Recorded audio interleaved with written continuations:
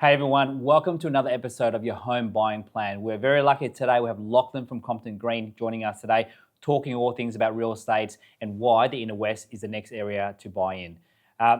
Lachlan, welcome to your home buying plan podcast, mate. Lovely to have you here. Tell me a bit about yourself, your journey into real estate.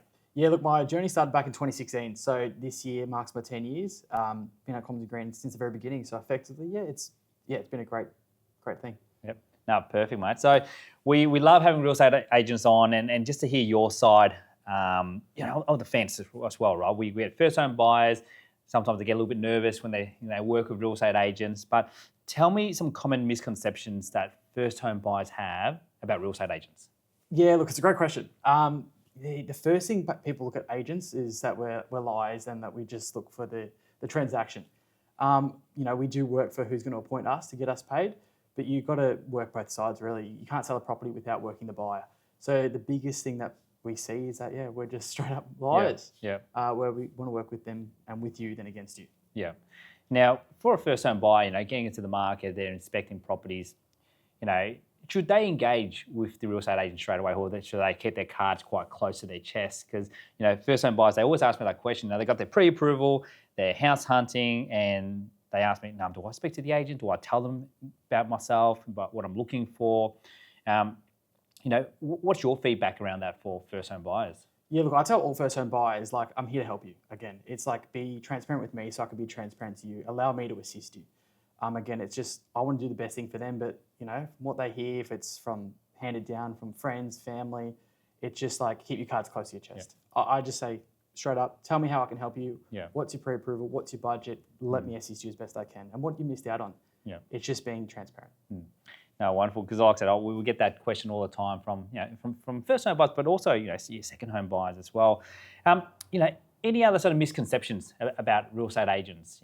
I think to your point earlier, they say, agents are liars, and they sort of falsely overquote, underquote, and we don't know who we're versing against. But tell me the other side of real estate agents.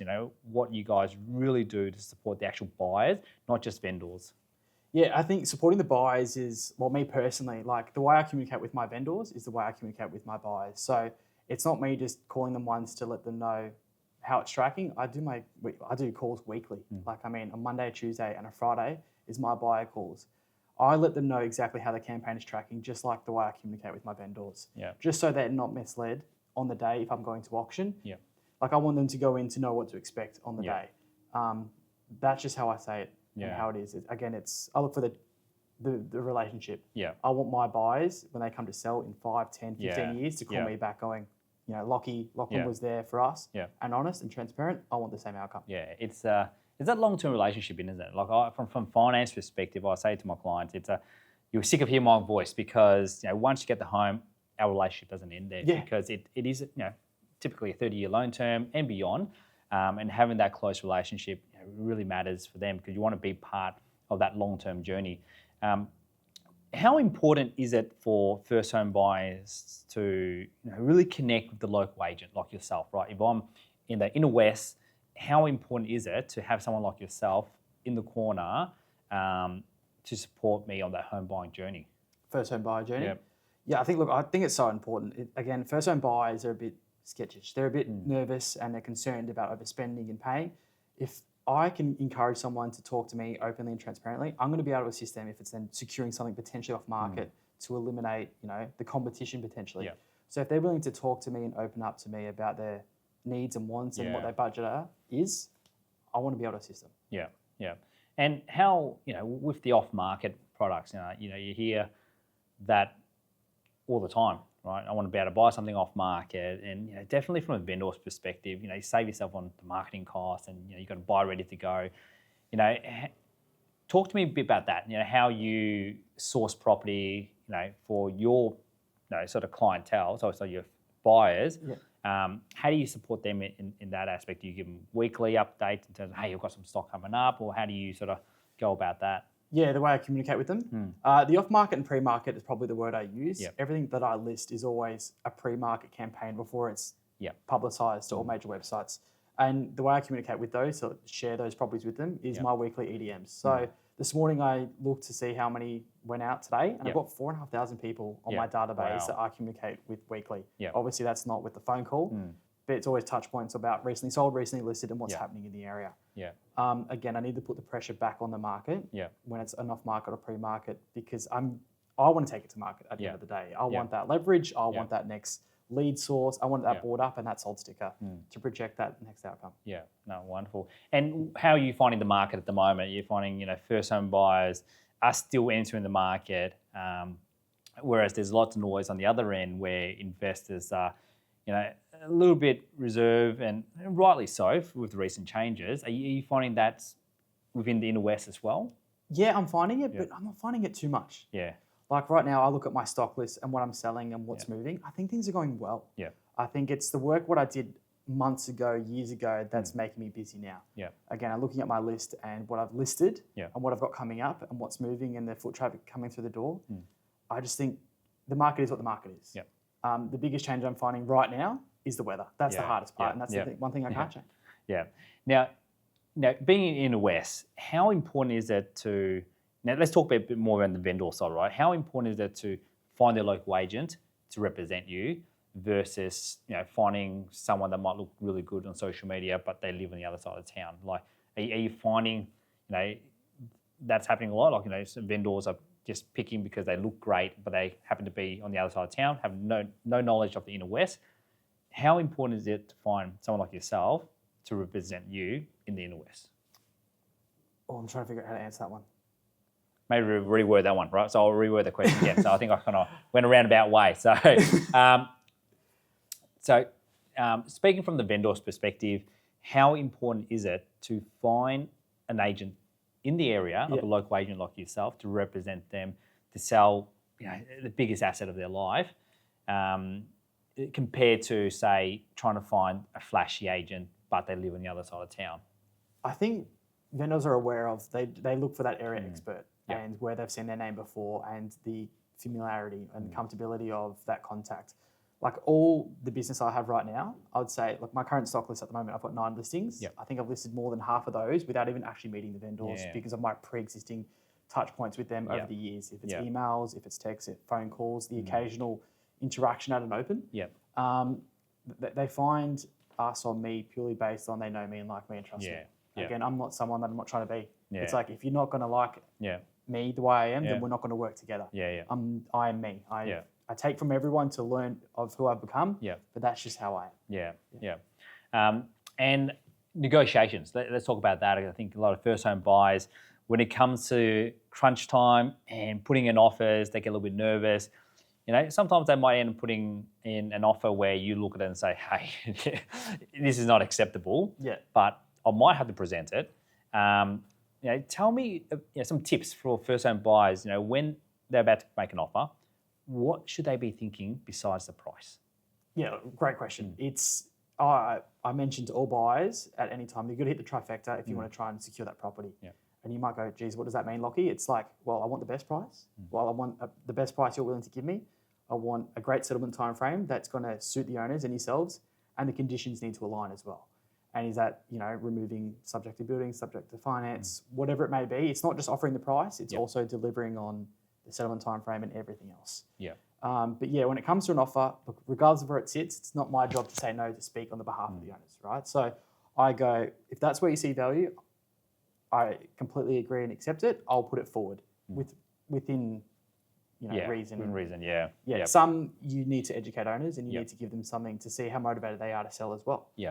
So allow me to do the tough conversation to then see what I can then deliver next. I'm not going to ever reject someone's offer purely based on that's where they see value.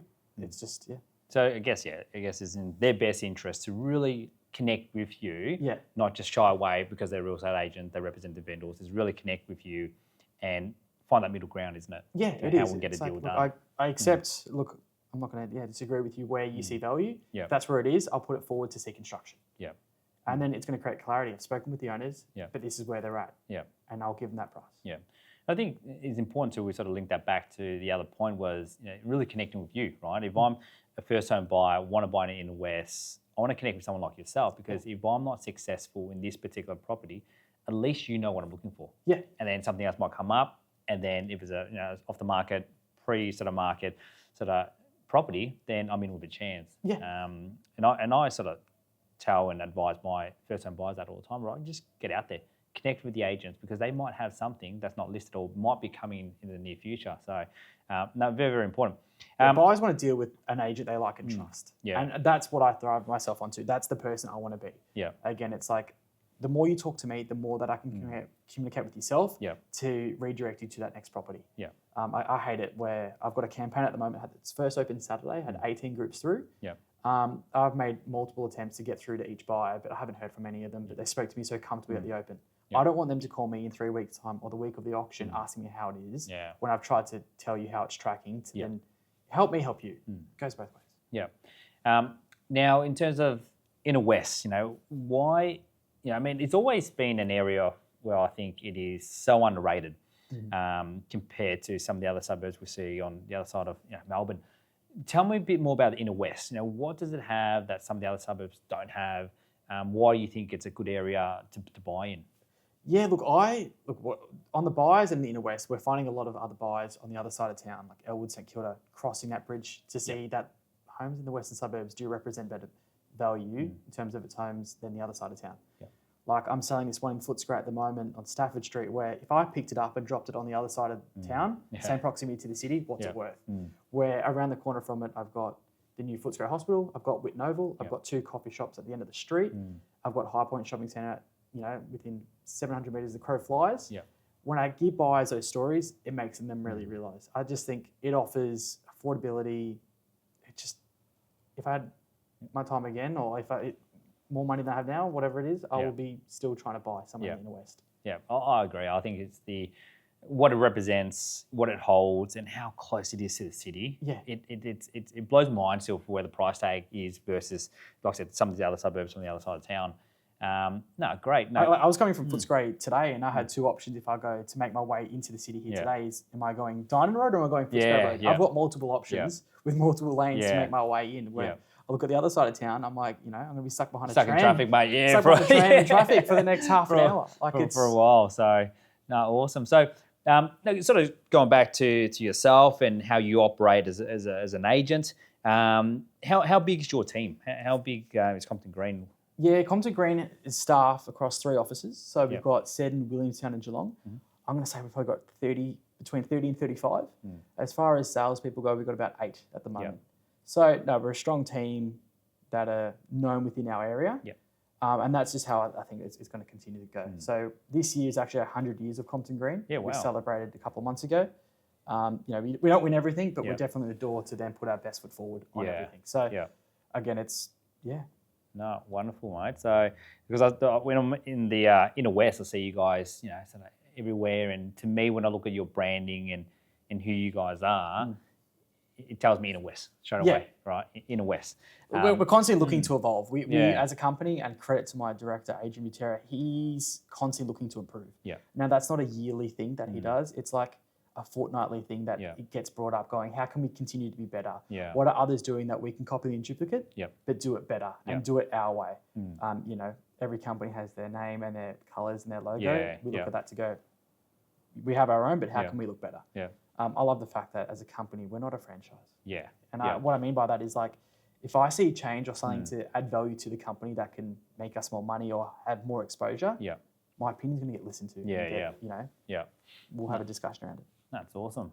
Now, tell me a bit more around your thoughts and feelings for the rest of 2026, the property market, and also in particular the inner west. Thoughts for the rest of 2026. Again, a great question. I don't see as many, interest rate rises. Maybe that potential one. I'm not so sure. But I always look at it as going property. Everyone's always looking to upsize, downsize, relocate for jobs, personal reasons. It's inevitable. Everyone needs a roof over their head and a place to live. We just got to work harder for our money at the moment, us agents. It's where I thought you had to do 20 calls a day, you probably need to do 100 or 50. Just going to get harder out there and a bit more competitive, but keep going. And advice for first home buyers, right? I know you work with a lot of them as well. What are your advice for first home buyers wanting to get into the market this year? Yeah, look, engage an agent. get a conveyancer and a solicitor organised and be in that position to be able to purchase. I mean, get your pre-approval sorted. Don't go shopping when you don't have the money in your account to go out and look and miss out on an opportunity that you've seen something sell where you would have paid more for it if you're in that position to buy.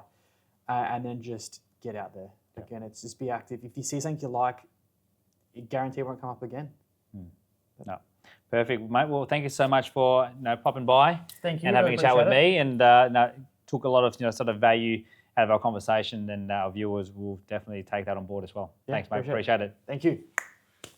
Done. Nice. Look at that.